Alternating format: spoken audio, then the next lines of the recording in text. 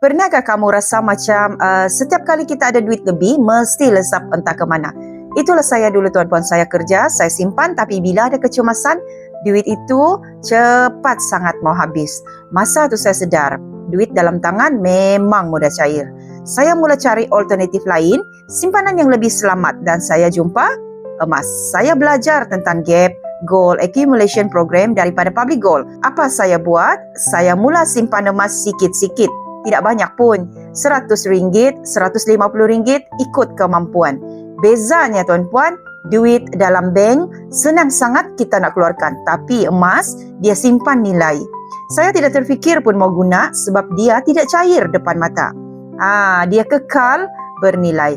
Lepas 6 bulan tuan-puan, saya tengok balik akaun gap saya sudah ada lebih 5 gram emas. Saya terkejut sebab sebelum ini saya tidak pernah boleh konsisten simpan. Masa tu saya sedar, emas bukan sekadar simpanan. Emas adalah pelindung keuangan. Duit boleh habis tapi emas kekalkan nilai. Bila perlu, dia sedia bantu. Sebab tu, hari ini saya terus simpan emas dan bantu lebih ramai orang buat benda yang sama. Kalau anda tengah cari jalan keluar dari masalah simpanan yang tidak jadi-jadi, saya sarankan anda mula simpan emas. Tidak perlu tunggu kaya tuan-puan, mula dengan RM100 pun boleh. Kepada tuan-puan yang berminat nak mulakan simpanan emas, tuan-puan boleh klik link di profil, buat pendaftaran terus, kontak dengan Leni ataupun isikan beg biru di bawah.